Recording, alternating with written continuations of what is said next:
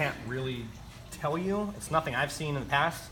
So we're gonna move forward, and you guys, we have mentors that'll answer these questions for you. I promise I'll look into it. All right, so if you look at your trend line options, for those of you who can't see the screen, I hope you can see this one up here. There's different kinds of trends. Things aren't always linear. They don't always go up and down. Sometimes they change. And this is where you put your functions in. And it's pretty cool. If you notice, who knows anything about logarithmic functions in here? Who wants to be a biology major? No. No one? Yes. Log functions are very, very useful in natural laws. The natural number e comes up all the time. Logarithmic growth is everywhere in biology and chemistry. Ask them who did their IA on something biology related. Who did their IA on something biology related? Snails, sea anemones. Oh, what are the? Hello, living things. Yeah. Okay. Do you know about growth characteristics of like organisms? Yeah, You have the. we learned about that in like Yeah. So you have your log phase, your lag phase, and your growth phase. So the log phase is your logarithmic growth. Perfect. There you go. All right. So this is how you would select that. This one is just like we said. We just want to look at our average base value, right? So for that, we're going to use our linear function, and then if you scroll down, there's all sorts of other options, right? So you can add a trend line name to it if you want to label it. This is also good for what they call forecasting. So if you have a limited data set, so let's say you have a growth curve, like for something economics, right? And you want to predict what's going to happen in the next couple years, you can extend that curve a couple generations by using your forecast function, and it'll say this is roughly what we expect. And linear, it's kind of easy to figure out. But if you're looking at log curves or anything like exponential or polynomial, it gets really hard to predict what's going to happen in the next couple generations. So Excel will kind of do that. It's not always 100% accurate, but it's a really good tool. I've done some really cool calibration projects by figuring out what I needed with Excel and then putting that equation into stuff that I programmed, and it worked. So I've completely just trial and error by using equations I've developed on calibration curves in Excel, have made instruments work just by guessing through the math. So it's a really useful tool.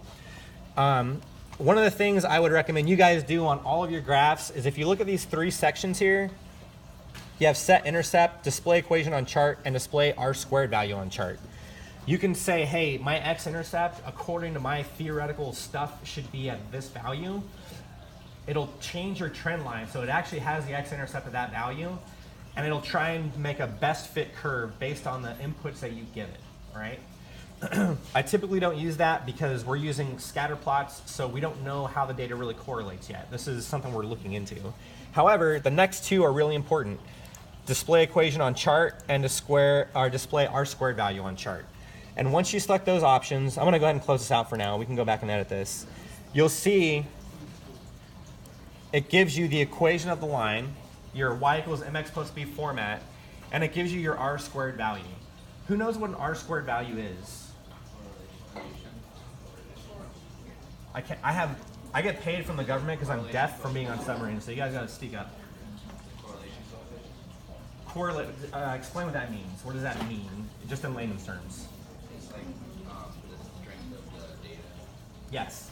So if you have a linear function, an R squared value of 1 indicates that all the data are perfectly on that line. The further away you get from 1, it can't go greater than 1. The further away you get from 1, it means the data doesn't fit that correlation curve well, right? So it's your degree of confidence on how well those data points align to a specific trend line or curve, right? If you look at this one, our R squared value here is really, really bad, 0.0002, right? And that makes sense because if you look at our data, it's everywhere. There's no confidence. Could you accurately or precisely predict the next data point that's going to come in this data set? Not really. They're kind of scattered. So it doesn't make sense for this. However, in applications where your data does line up very linearly, this is a great tool. This is something that I use quite often, just to dummy check to make sure that my data is on par with what I'm expecting, right? And like I said, it doesn't necessarily make sense for this curve. I'm just showing you the tools so you guys can put these things on your poster or whatever you're going to need. So that's how you get through functions. That's how you get through graphs. Does anybody have any questions so far? what are we gonna, like, what does this mean? How do they come up with, like, what else do they need to do to analyze it? Depends what their question is.